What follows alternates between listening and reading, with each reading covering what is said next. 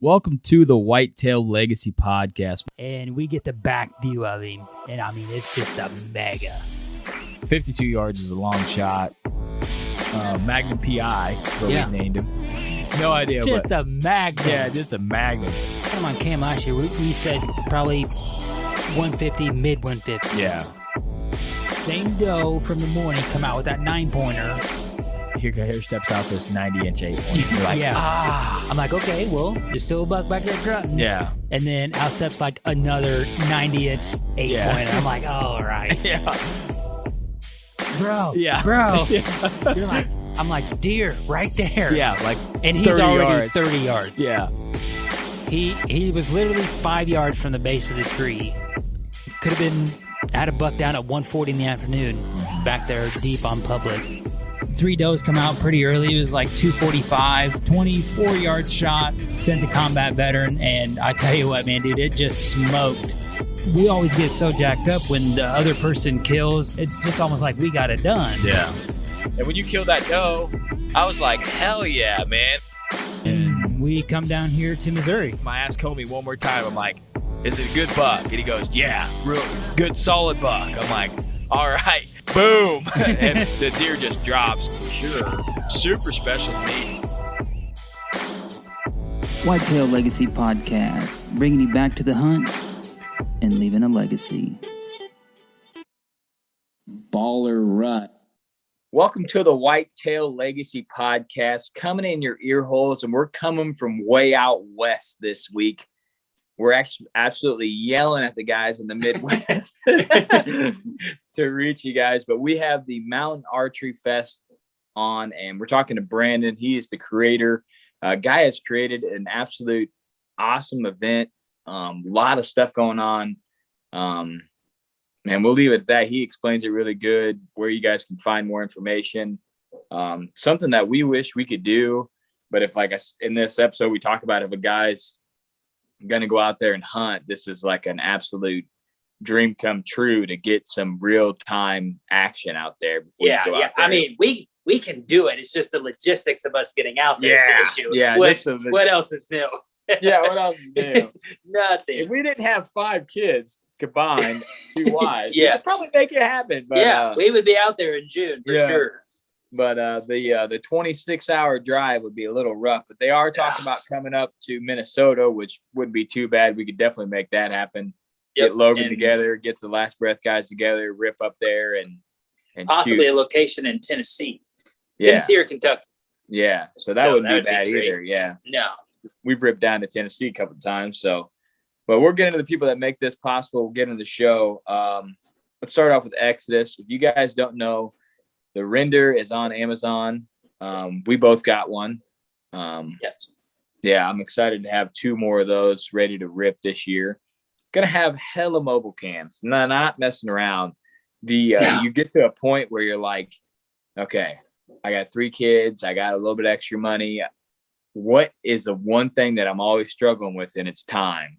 You're always thinking about, I ain't got time. And I was, like I said, we were going through our steps and I was looking, and I can point on my phone every weekend that we went and pulled cams, because it's like 15,000 steps, 12,000 steps, 9,000, you know? So having 2 more mobiles in those spots that you want to check is going to save you. Every mobile is like 30 minutes of time in my book. You know, by the time you go out there, drive there, pull the card, come back, you look through the card, you're looking at the card where you got 5 minutes at work. You know what I mean? You know exactly what's going on. So you're saving 30 minutes to an hour with every mobile cam that you purchase. And that's every time you check a cam. So if you add that up over the duration of a year, say you pull a cam 6-8 times a year, that's 12 hours with 2 of those cams that we saved us on the minimum. So I was thinking about that today. I'm like, man, you just save so much time. They cost a little bit more, but the value is there, just because that 12 hours that you would have spent going and getting that card or looking at it when you got home, you can put that on, you know, spending time with your kids or shooting your bow or prepping this. Because that's one thing that's our biggest challenge, just like going to an event like, you know, Mountain Fest. It's just the time to do it, you know? So getting an extra mobile cam in your arsenal. We love Exodus, whether it's Exodus or, any other brand. If you can do that, it's going to help you out so much. And if you guys need any help setting them up, learning about them, don't be afraid to message us. We get some mobile cam questions quite a bit because people know that we just love running cams. Don't be afraid to message us. We don't know everything, but we've tried enough stuff that we kind of got an idea of what we're doing and can help you out, kind of point you in a direction if you've never had a mobile cam. But I would highly suggest, and getting them off Amazon is super nice, especially if you need one in a pinch, because I got mine in like 3 days with Amazon Prime. So you need one like, I need to get a cam in there right now. It's getting hot and I want a mobile. Boom. You don't even got to leave your house and you get it in 3 days. So. I would say it's during the rut and you're hunting every day. You don't want to go to the store and waste, because like we'd have to go damn near an hour. Yeah. And get one. We'd just be like, we'll just order right offline, have it 3 days, and boom, we're ready to rip. So, all right, that's to get off the tangent of the mobile cams. But anytime we talk about cams on this podcast, it's like 12 minutes. Yeah. We love cams. We love them. All right. You have last breath this week. Yeah. We have wrapped up turkey season, and Garrett was able to guide 2 extra turkey kills. And then here this past weekend, Garrett and Grant guided for our guy, Alan Yates. He come down here and got his first turkey. So congrats to Alan. And it was also a pretty cool hunt there because Grant also killed at the same time. So him and Alan doubled. Yeah, and shout out to Grant and Garrett. Those guys just absolutely smashed turkeys. They smashed deer too, but man, they absolutely crushed turkeys. Our turkey recap is you cannot get, if we did not worry about footage, we could have killed 2 turkeys, but with no kill shot. So the camera saved 3 turkeys' lives for sure. Yeah. Oh yeah. 3. Yeah. 3. Yeah. 100. Yeah. 100. Camera saved 3 turkeys' lives this year. So that's just you got to pick a side. Yeah. Are you going to smash or are you going to get it on film? And with turkeys, for me, I want it to be crispy, Mm-hmm. So yeah, I could have smashed 30 seconds out of the roost, but just not even, bro. Yeah. Dude, not flies even down. Boom. We were right there, but it was on the ground for 5 seconds. Could have been dead. I've never had a turkey fly past me. Yeah, it's pretty incredible. Like a pheasant out there, 300 yard shot. Just straight, Right didn't flap at all. Just literally jumped off the limb and just started gliding. I was like, okay. Then I seen him midair. I was just going right by. Homie's on this side. Nice flat open creek bottom for him to land in. Primo spot. Homie's over here. Bird flies past us into thick ass bushes right over here.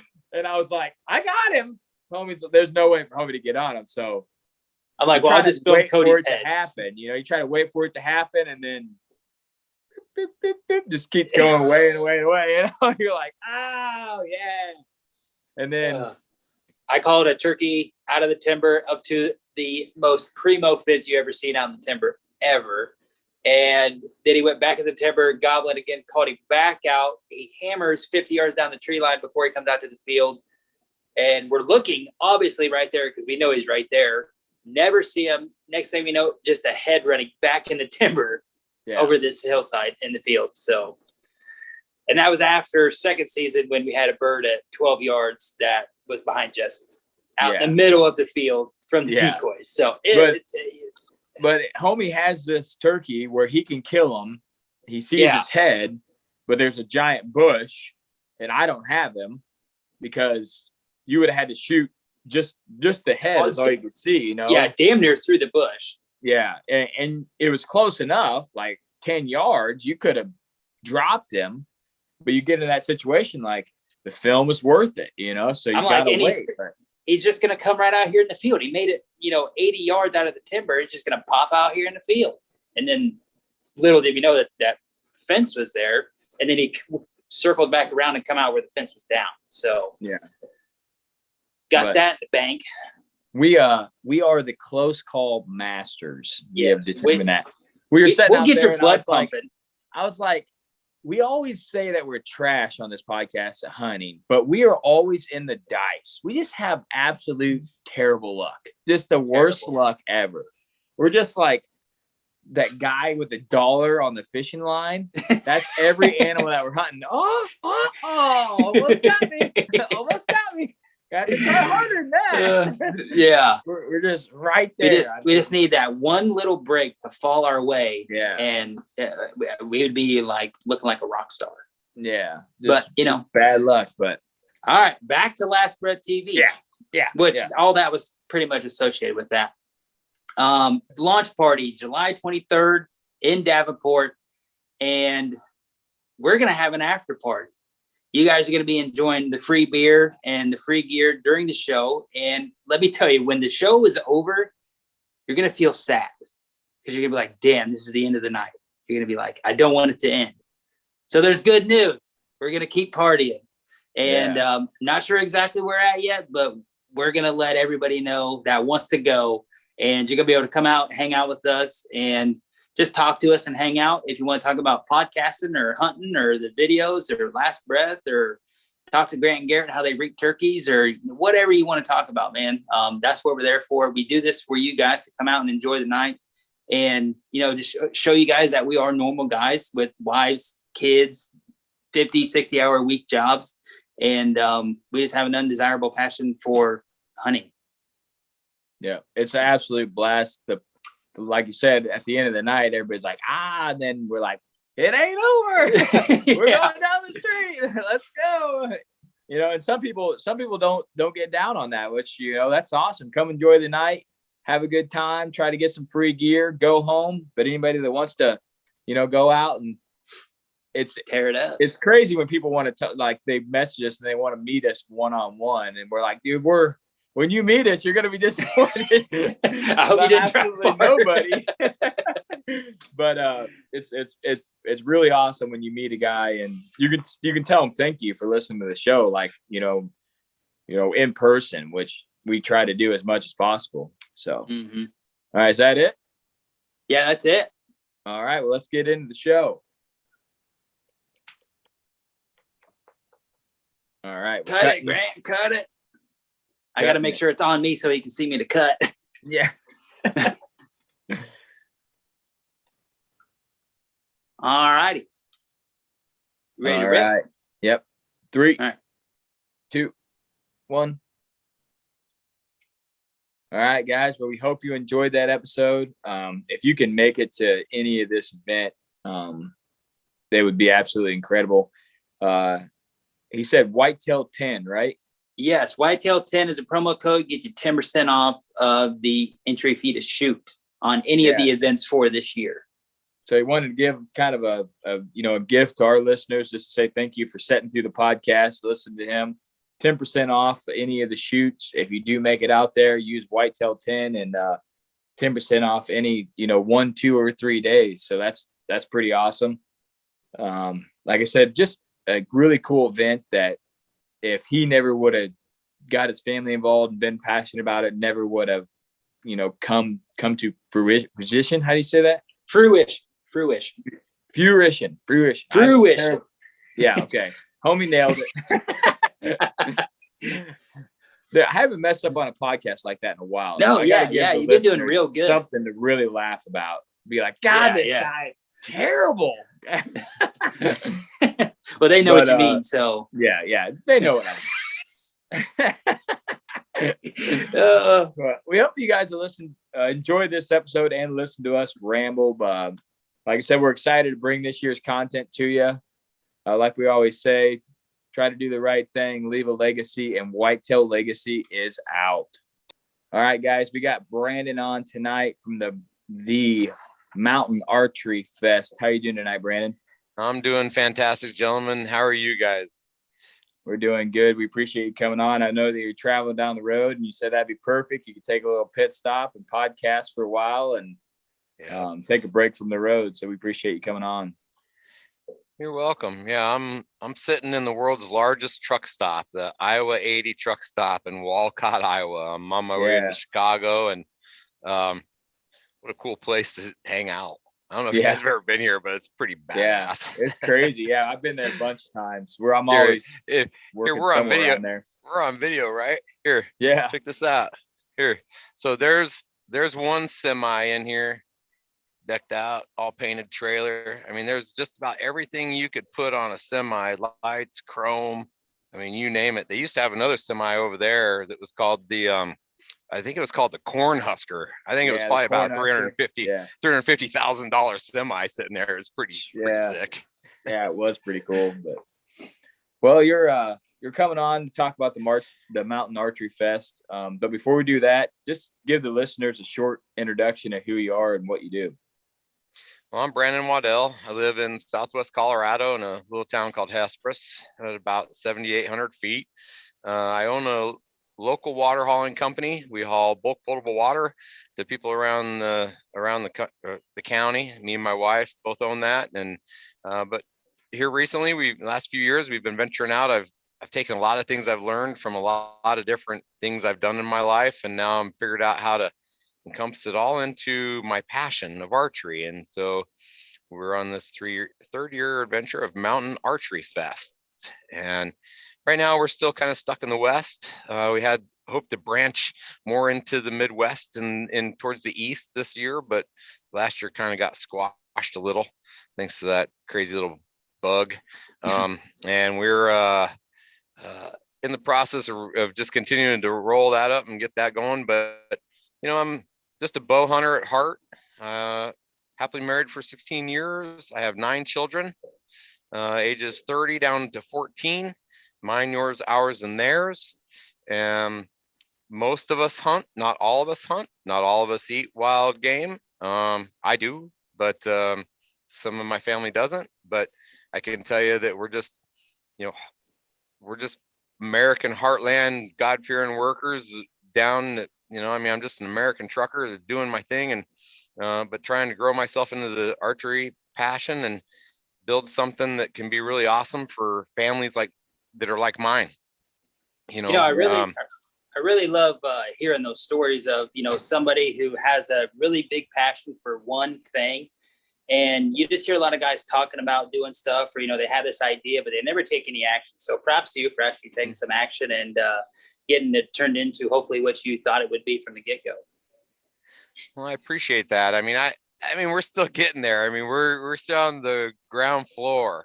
I'm happy to say that we've had some great successful events over the last 2 years, and we have a third year coming that's going to be great. But I'll tell you, man, I'm a doer. I'm an entrepreneur. I'm a founder. I'm a creator, and just a hard ass worker. And I just couldn't think of anything better to put all of my positive traits into than this Mountain Archery Fest, which I want to create the most complete 3D archery event for families that I can make. And so, we're working on it, and with your help and letting people know what we're doing and other things, we're working that out, and we're keeping things going forward, and we're excited. Yeah, we love 3D. We go to a couple a year, and it's always fun. It's we're always giving each other a hard time. It's not like you're hunting, so you're not real serious, and you're at the beginning, everybody's like trying to get warmed up, then everybody's calling shots halfway through. We're just having a good time, and I could see this being, with what you guys got set up out there, it's a much more entertaining than what we're used to shooting. You know what I mean? But go into a little bit about the Mountain Archery Fest, and then we'll get into the Pope and Young course. But just kind of give an overview of the Mountain Archery Fest. Well, Mountain Archery Fest is designed for every skill level, every discipline, and every age of archery. So from the ground up, from the practice course to the kids course to the beginner course, all the way up, we're to the to the ultimate hunter course, you know, we're always keeping in mind the fact that we want people to grow. So we want them to challenge themselves, but we want to build confidence. And we also want them to allow themselves plenty of room to progress in the sport. You know, it's not always just about hunting for me at the archery. A lot of archery for me, my family, my children's been a lot about the discipline and the focus and the things that we can do. And so that's fantastic. So, I mean, you know, we really enjoy that. And so we just wanted to kind of encompass that and deliver it. And so we think that everywhere from vendor village all the way up to the things we do for the kids t-shirts. And I mean, we're a big event, but we really hyper focus on the family and the kids, and but also all the way up to that guy that likes to go with his buddies and go out and razz each other and call shots and, you know, and have side bets. And, you know, I mean, you can imagine the stuff I hear that comes off the mountain, you know, it's some of the stuff that, you know, it's crazy. And, you know, we have a competition on one day, which can get a little serious, but the rest of the mountain and all the courses are for fun and to just come and have a great time. And, but, you know, we do an Eastman's film night on Saturday night, which is amazing. And we show a lot of reality, you know, a lot of reality and a lot of failure, a lot of success, because we really want people to really, you know, just like we were talking about earlier, understand how much hunting is this roller coaster, right? And so through Eastman's, we do a lot of that. We have a great mule deer film, migration film that night, which is fantastic, has some stuff in it that Eastman's and Wyoming Game and Fish is able to document, and it's fantastic. You know, I mean, the stuff that they're doing and they've learned about muleys is really cool. And then, you know, we have Second Chance Outdoors. We have a nonprofit it's the heartbeat of America, right? And that's where I'm sitting right now. You know what I'm saying? Like, I'm in the heartbeat of America, and we want frontline workers, smoke jumpers, hardcore men and women that do the real deal stuff. We've got great discount codes for them. We want them to come and do stuff. So Second Chance Outdoors, that's what they do. And so we brought them in for the second year as a nonprofit, and they've got a cornhole tournament on Saturday afternoon, and that is a blast. I mean, you go up, you can almost shoot 2 courses if you get an early start time. You know, if you register early and get an early start time, you can shoot 2 courses, come down, cornhole and beer, raising money for people, heartbeat workers to get out and then go to the film night. I mean, it's an epic day of archery. But, you know, working our way to Friday is our Pope and Young day for the most part. I mean, it's just turned into that. We have the Pope and Young Pint Night, which is an awesome afternoon, becoming a Pope and Young member, really cheap. Few free beers, bunch of swag. I mean, you get more stuff back than you give them money for your first year membership. And they're totally, if you're an archer, I mean, look, if you're an archer, this is a call. If you're an archer, you should be a member of Pope and Young. You should be a member of your state organization, and you should be a member of your local organization. Hands down, period. No ifs, ands, or buts. That's where it should start. And from there, you can work up into your big organizations and Rocky Mountain Elk and QDMA and all these bigger national things, right? But you really should support your archery hardcore. So, sorry, little squirrel, little tangent. I'm a hardcore archery guy. Yeah. But then after the pint night, then we have the Pope and Young 3-course wild game dinner. So we get to see a little bit deeper into Pope and Young with that. We get an amazing dinner, a great speaker, some great things going on there. And it's just a great night of camaraderie with some fellow-minded people. So that's a good time. And that relationship for me with Pope and Young is a core element to my passion of archery, which leads us to the Pope and Young course. The Pope and Young course is something I created. It's the 29 North American World Records Slam, right? So I have the 29 antlers, horns, the whole course, the world records. I replicated all those horns and antlers with the world records. I have engineered a way to put these heavy antlers and real size monster things on these foam targets. And I use a Kirsch hunting target, which is sold out of Wisconsin. You guys should look him up. Hands down the best target in the U.S. I promise you that right now. Better than Reinhardt, better than any of them. So we found a way to put these all in there, get them set up. We have these awesome storyboards to where you can, this is an educational course for you to take your family on. It's a beginner course. All the shots are less than 60 yards. So you can get up and close to these animals. You can grip and grin them. You can see what a mature animal looks like. And the storyboards are educational for the animals. We want you to know more about the animal. We want you to know more where they exist and how they're doing and everything that's happening with them, so that you can understand the species and you can get to know them, so that you can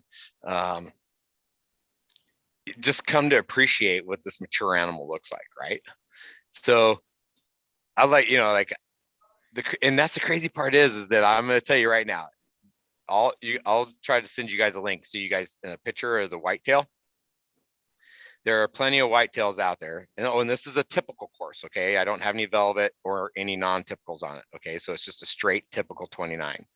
But there's plenty of whitetails out there that I'm sure your listeners have that are bigger, that they just didn't want to put in the book or didn't want to put in Pope and Young because they may not know Pope and Young the way they need to know Pope and Young. So, and who they really are. The Pope and Young message had got a little blurry for a while. And so there's a big generation gap in Pope and Young. And I feel that what we do and who we are bridges that gap from Pope and Young to your commonplace blue collar worker and your family to understand and realize what they are, who they are, and what they do for archery on a national level. And so, this is just a cool way to educate people. It's a one and only course. No one has ever done this. No one has ever put this together. I'm the only one that's ever done it. And I want people to see it. I want people to come shoot it. I want them to come know it and learn these animals and come see it. It's nothing like you've ever experienced before. I mean, shooting an elk that's only 37 yards away, a Rocky Mountain elk that is, 400 inches of elk antler. And then you get to walk up and pull your arrow out of it is just, and I tell you, these antlers, they're made by a company called Antlers by Klaus in Wisconsin. These things are so real, they'll blow your mind. I mean, they're amazing. There's hair that makes it through the process that sticks off of these. I mean, it's resin, but it looks like a hair.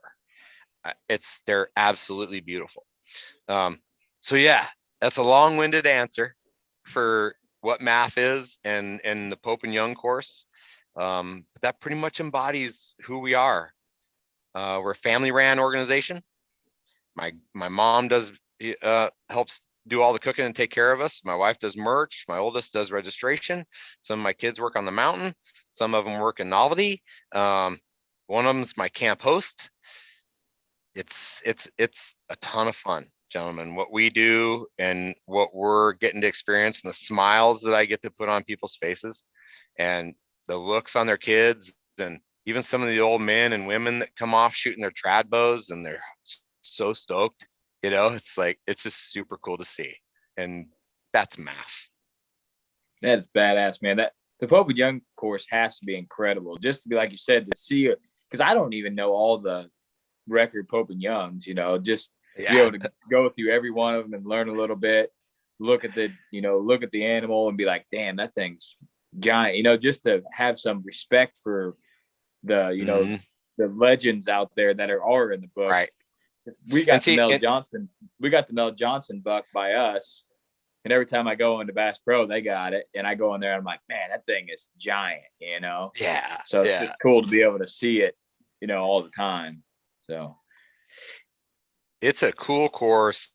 I don't know anybody that shot it that didn't love it. I mean, whether you're an awesome archer or whether you're a beginner or a trad shooter, it don't matter. It's an awesome course to go shoot. It's just fun, and then from the Pope and Young course, we go up to the Eastman's course, which is an intermediate course. So, as you move up in the courses, all you're really experiencing is a little bit less predictable backdrops, a little bit more stuff possibly around you in your way, targets opening up or closing, quartering to, quartering away, distances begin to open up a little bit more.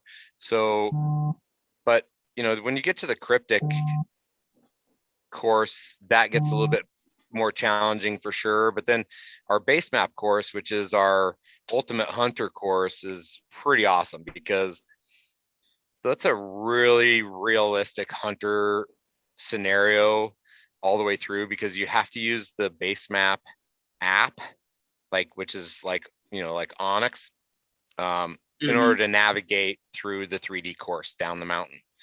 So I don't flag it.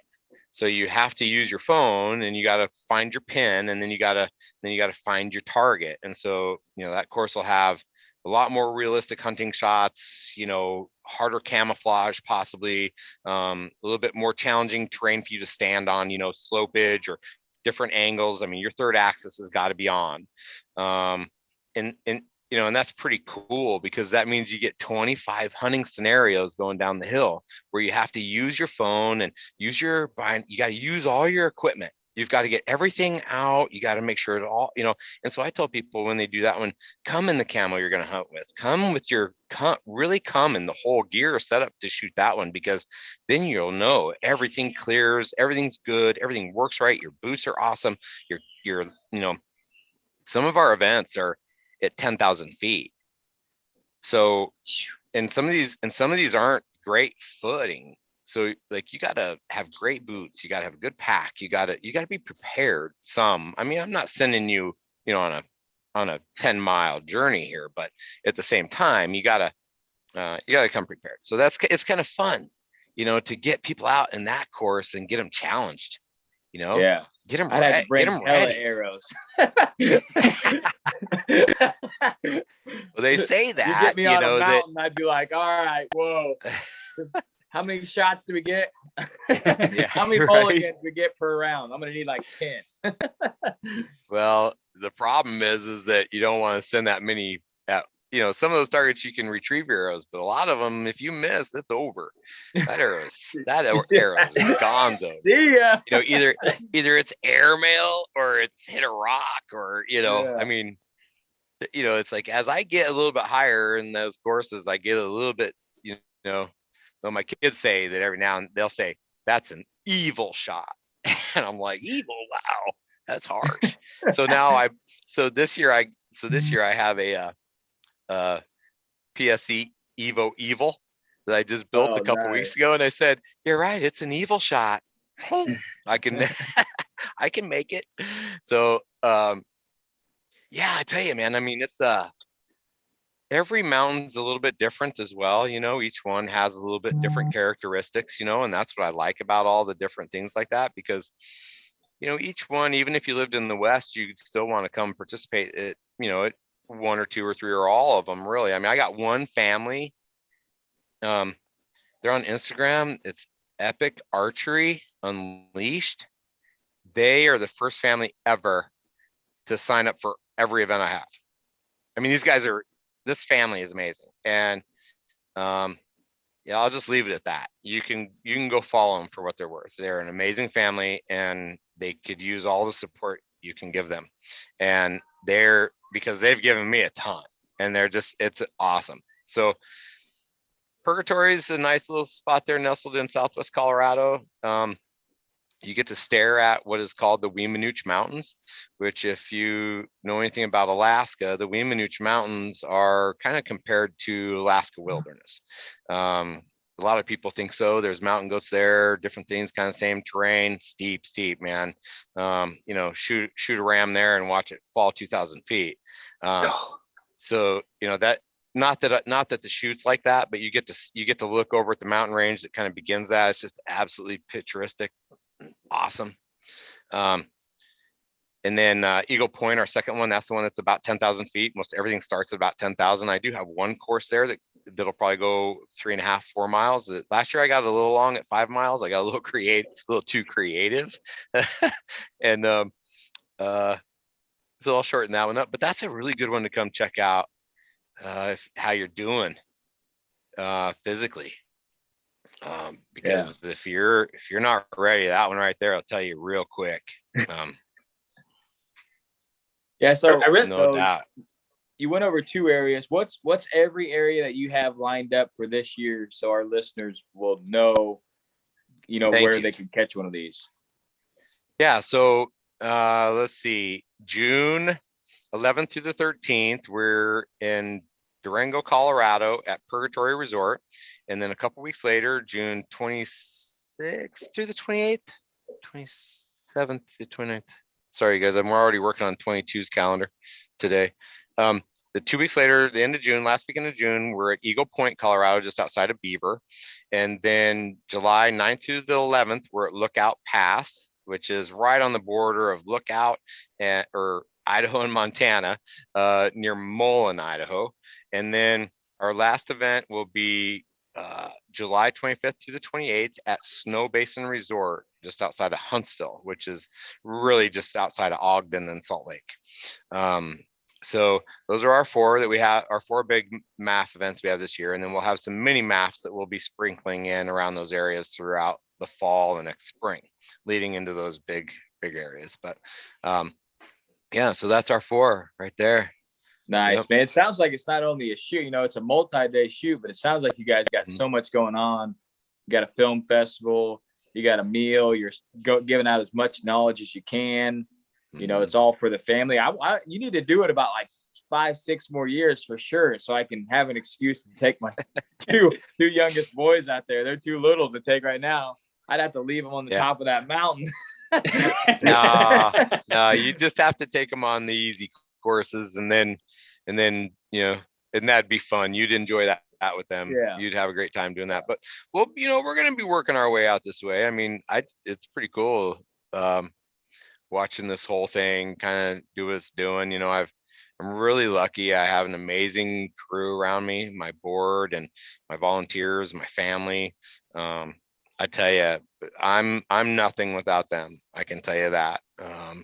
You know, and that's a cool thing too. You can volunteer to work our events. I mean, you can volunteer to do setup, volunteer a machine for setup.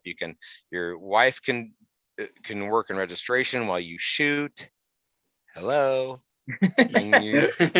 Perfect. I haven't quite figured out what to do with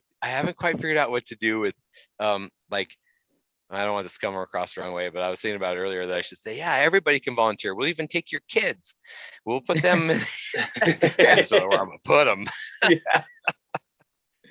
Like, we'll sweatshop your kids so the parents can go shoot together, and you leave your kids down here. We'll work them for you. We'll get them. They take the trash. We can get them doing something. I'm sure, right? But that's a cool thing. You can volunteer. You know, if you're running a little low on funds, you want to come out and shoot one of our shoots. Come out, you know, and then volunteer, and then you can just have your expenses to get there and stay and go back, and no expenses for your shooting, and you can volunteer and have a great weekend.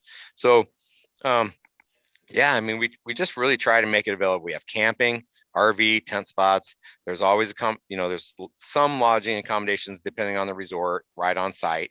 Some don't have lodging right on site, so you got to find like a VRBO or, you know, a hotel 15 minutes away or something like that. But yeah, it's fun. I mean, it's a whole weekend. And look, it's $65 for one day, $95 for two, $1.25 for three. I mean, you can't beat that, because you could shoot 2 courses per day. So I mean, think about what you go pay to shoot just at your, you know, somewhere, and you go shoot 25, or you go pay to do a 40 target comp or something like that. And then, but it has you don't get to ride the lift up and shoot down.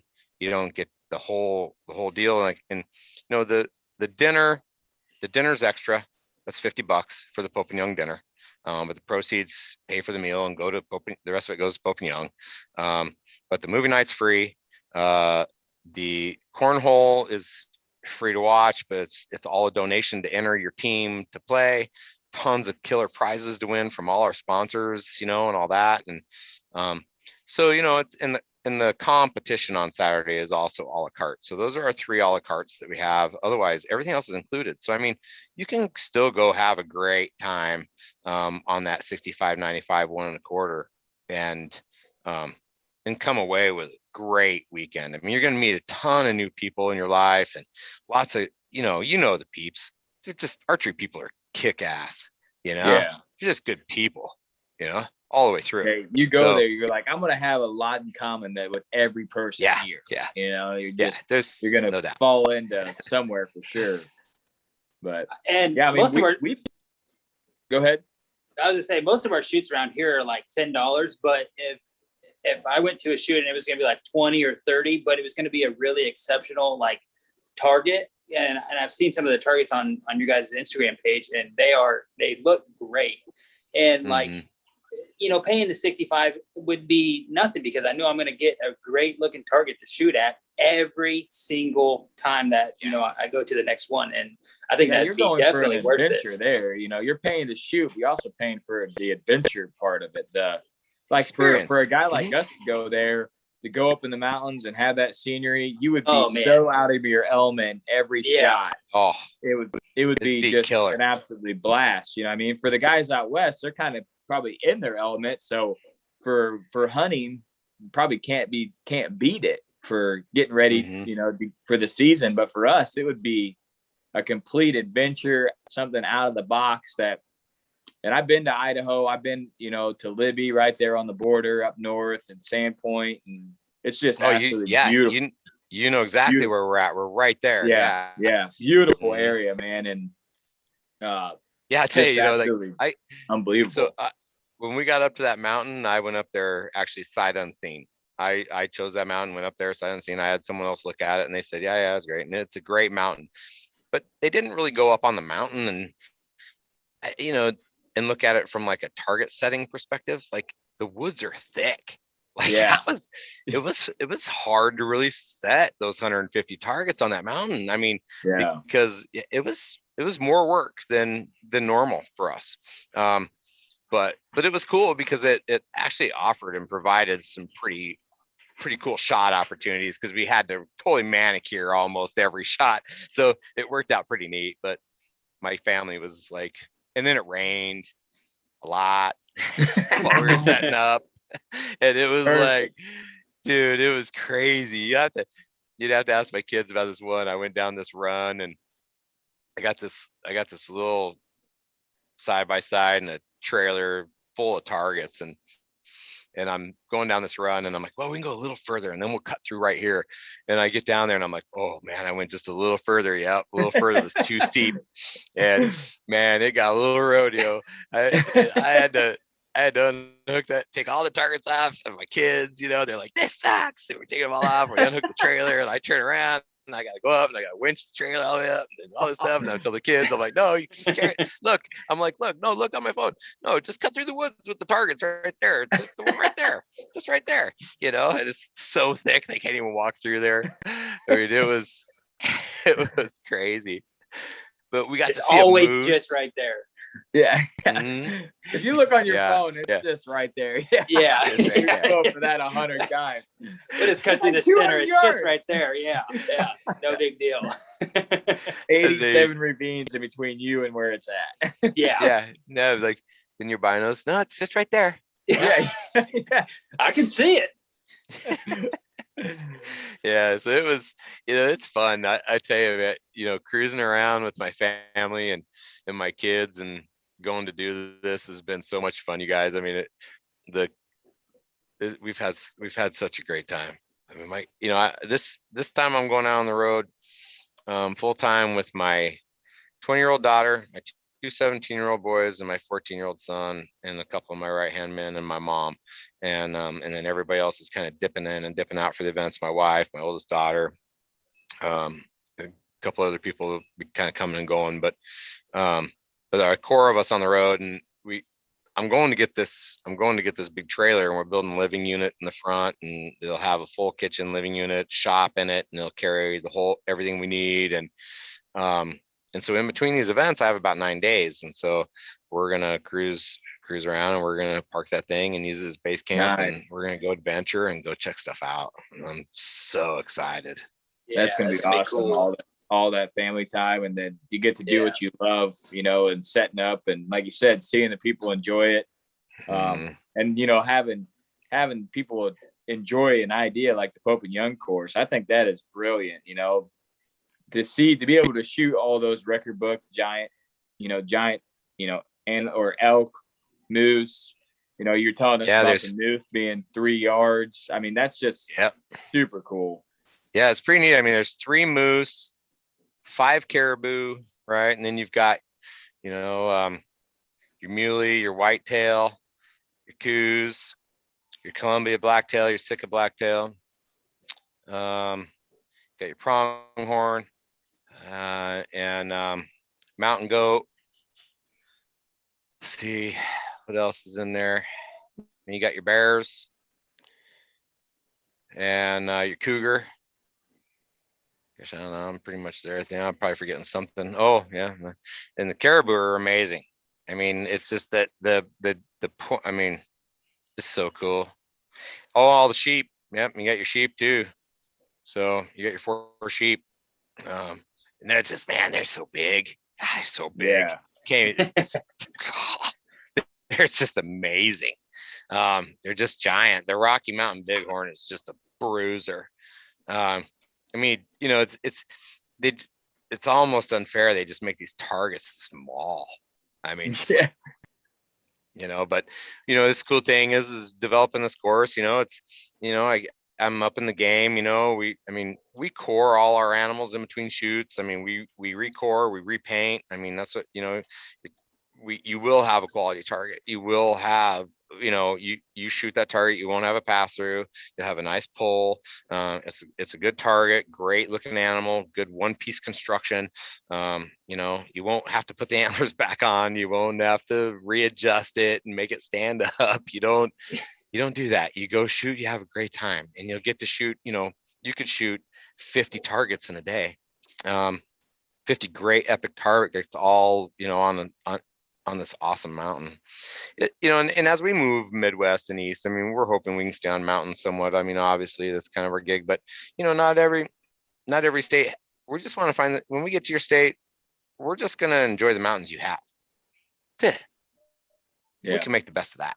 We will. You're gonna have to search hard if you ever come around. You're gonna have to get in some ravines in the timber, because there ain't nothing but Wisconsin. You get up in Wisconsin, they got some nice hills up there. That'd be a good place to have it. Had to bring in some dirt, huh? Yeah, you do have to bring in some dirt, because there ain't a mountain anywhere close to me. hold our event over at the motocross track. Yeah.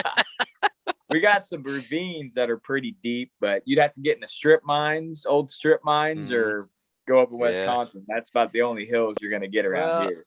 You know, we've looked at Wisconsin a little bit. I mean, you guys know Brian Austin with Beast Mode Archery. You guys know him? I don't think we do. Yeah, no. You'll have to check him out. Great dude, man. He's one of my favorite gingers.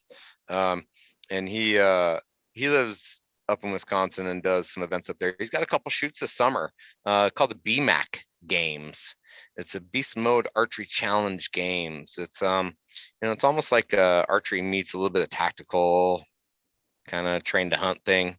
It's pretty sick. Nice. And then and the one he's got coming up, he's got swap meet, dinner. I mean, he's doing all sorts of stuff. It's going to be a good weekend for him. He's a cool guy. But I was talking to him today, and we've been thinking about going to Wisconsin. But I'll be honest, I think we're probably going to end up on that Minnesota side just a little bit, just because there's just like you say, there's better mountains, and geographically, you know, our other shoots that we're hoping to have will be, you know, just inside of Montana. So that's a pretty good stretch just to even get to the eastern side of Minnesota. Yeah. Like, you know, if you just kind of look around a map, you know, kind of how we kind of want to be. Montana is long. I drove all the way across that thing. Sandpoint, Idaho, all the way down 80, all the way back to Illinois. So it is a long ways. Yeah. You guys think it's long just because you guys can cross states here and, like, you know, one after the other. You know, like it's nothing. You know? It's like a day to cross Montana. You're like, I'm still in Montana. Oh.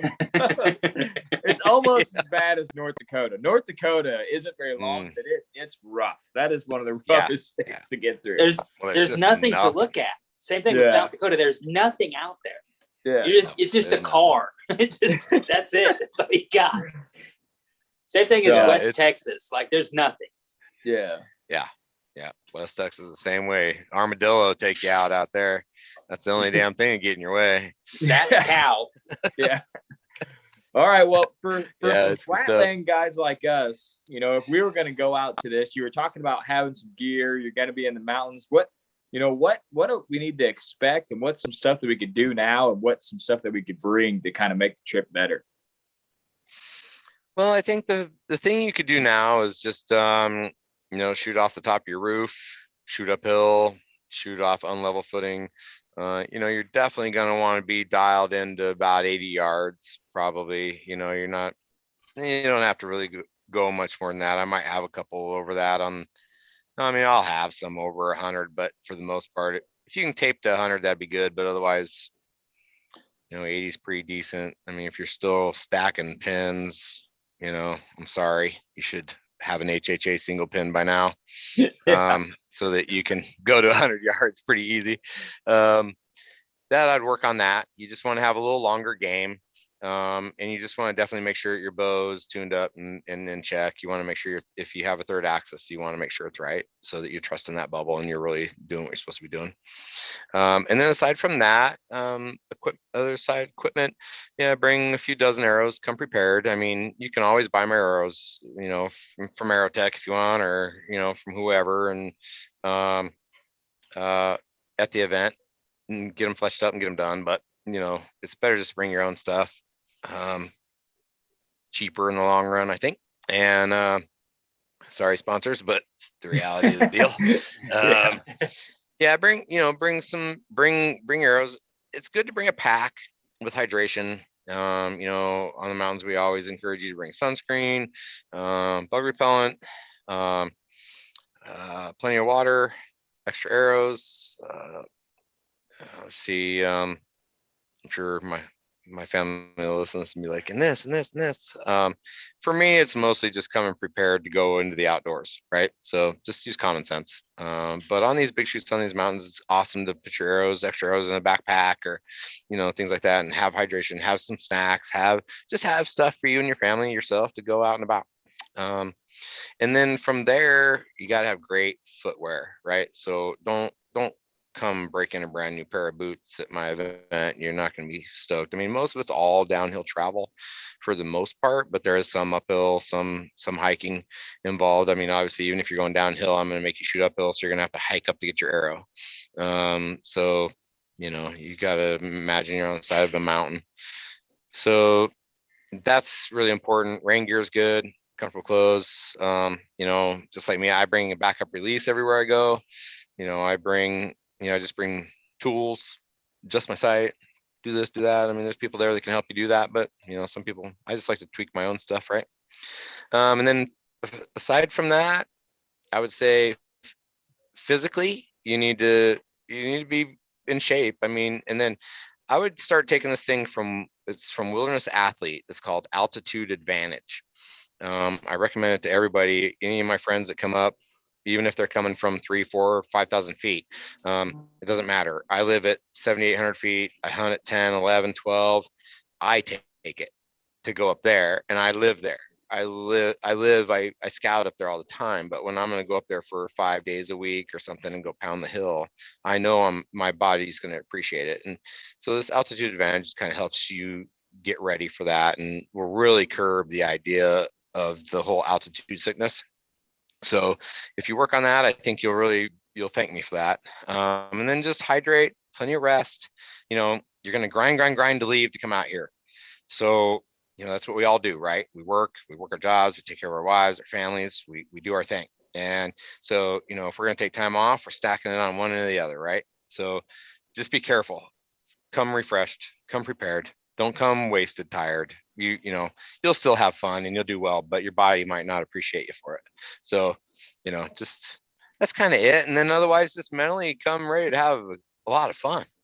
I'd say it's about it. Yeah, come ready. You're not going to your normal bow shoot. You're going on an adventure. So you're come prepared to have fun and go on an adventure. For us, like I said, it'd be completely out of our element, something that any of our listeners that are from the Midwest, if they went and did it, I think it would step their archery game up hugely compared to, you would come back to a 3D shoot here and you'd be like, man, I'm whooping all my buddies. This is chump change now. Yeah. So I think it'd be, like I said, just an absolute blast of a time. It would almost be like, and if a guy wanted to go out west and for a hunt, this would be an awesome thing to prepare him. If he was from the Midwest and he was like, man, next year I'm going to go out on a hunt. I've maybe never been out there, never shot my bow, but I'm going to go to this archery fest and shoot 100 times, 200 times in the mountains. And then, like you said, you got that course where it's set up as real as hunting as you can get. There's huge value into that as someone that's going to go out on an elk hunt or a mule deer and have remotely kind of no idea what they're doing. They're just going to go out there. At least they'd have some time shooting in that situation. That'd be huge, hugely valuable, I think. How long do these courses take the shooters to complete? It depends. I mean, they're 2.5 to 4 hours. It depends on the mountain. Some mountains are a little shorter, some are a little longer, from the top to the bottom. So, but not that long, really. I mean, I think last year, like Idaho, we were getting courses done in 2.5, 3, So, we stagger, we send people up in 6-person groups, and they go, and they're staggered 15 minutes apart from each other going up. So we spread you out on the mountain pretty good to where you're not, as long as you're not shooting 3 times or, being Joe Hollywood, filming yourself and your crew and backing up the whole world on the mountain. Everybody should come down the hill and have a great time, not run into each other, not get backed up, not have to wait, that kind of thing. 6 people shooting, doing their thing, their normal gig, goes pretty good. The time it gets backed up is you get a group of trad hunters stuck in the middle of 6 pro dudes on one end and 6 sharpshooters on the other side, and we usually have to make a quick adjustment right there because it's just not going to work out. But but at the same time, those people, they get it. The trad guys right away will be like, yeah, pass us. They've done this before. So the trad guys are so laid back anyways as it is. They're laid back. Yeah, because they have to be laid back because they got to take plenty of time to go look for their arrows. They never shoot just one. So I've learned a lot the last couple of years about trad shooters. So I got a good surprise for trad shooters next year. They're going to be really stoked next year at MAF because I've created something in my mind I'm going to make next year that it's going to be a nice course just for them, and they're going to dig it. I mean, even compound shooters would like to shoot it, but it'll be really, really trad friendly. So nice. They can shoot 3, 4, or 5 arrows per shooting station and then spend all day looking for them. I don't care. And everybody will have a great time. Well, let the listeners where they can find you, your socials, and where they can find some more information about.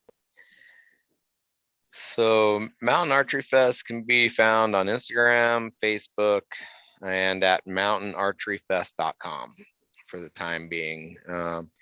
We haven't really explored too many other places at this point. You can find us on Eastman's Elevated podcast and the Whitetail Legacy podcast. Nice. That's where you can find me. Right on. Well, just another shout out to you for chasing, your passion and starting this. Like homie said at the beginning, people talk about, man, it'd be really cool if I did this or did that. And that's kind of how this podcast started. We're like, man, it'd be cool if we had a podcast. We'd learn a bunch of stuff. We would get to meet people. And then we did it just like you. You're learning stuff about trad guys. You're meeting stuff. You're making an event for people to go to that if there isn't guys out like you creating this stuff, people could never have that experience of going and shooting all the world-class Pope and Young trophies ever, So right. Huge shout out to you. I know it's a ton of work, it sounds like, for you guys, but it sounds like it's a labor of love with you and your whole family. So just a shout out to you for putting it on, and hopefully, thank you. If you do get a little bit closer, I mean, it'd be about 20. We'd have to fly if we were going to it for us, But well, hopefully, you get a little closer. We'll make it out there. Like I said, I would love to shoot it. And it, like I said, when my kids get a little bigger, it would definitely be an adventure for them that they would remember forever when they went out in the mountains and shot with their dad. So Well, you need to start You're putting in for definitely- hunt.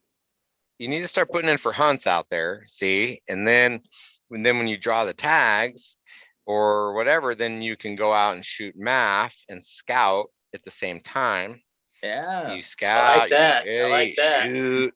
It's all one trip, and then it's a little less on the wife, Yeah. like, on Double the home dipping. balance, right? Yeah. I can see a But lot, if you like I guys- said, I can see a lot of Midwest guys that are interested in hunting out there, just interested in learning a little bit more about it, really being huge to go out there and shoot that many times in the scenario. We've got some, Feed the Obsession Outdoors guys. They're all over the place out here in the Midwest, really. But just a big collection of bros, just going outside, getting it done. But those guys carpooled in a minivan, man, from goddamn Tennessee all the way out there. Yeah, dude. It was like, I don't remember what they said. I think it was 24, 26, 27 hours or something in a minivan, man. And there was like 1, 2, 3, 4. There was 6 of them in there. That's the way to do it. That's For the all, way to do everybody, it, everybody out east, man. That's the way to do it, man. Just throw all your gear in the back with a bunch of boys and motor. Yeah. I mean, they straight flat drove it right on through, man. It was great. And you have to check out their stuff, man. They've got a really kick-ass 3-part series of coming out to Purgatory on YouTube. It's Feed the Obsession Outdoors, and those guys, that'd be a cool place for you to just check out the Pope and Young course. I mean, like, see the videos, see the mountain, the whole thing. It's just a great time. So Right on. Bro. I don't mean to name drop those guys on your podcast, but they're the ones that came out and filmed it all. Yeah, we always want to share the love. We want everybody to grow. That's part of it. That's the best thing about having a podcast. Is we can, people want to get something out. This is a great avenue for. They know if someone's listening to this, they're going to be like-minded people that are probably going to enjoy, going out and shooting their bow. So that's right. That's why we loved having you on. We don't want to take up your whole night, man. We know you got some driving to do. Good. But safe travels for you, and we appreciate you coming on. Hey, right on, man. I appreciate you guys. And, hey, this is Brandon Waddell, and I'm on Whitetail Legacy Podcast. Let's go.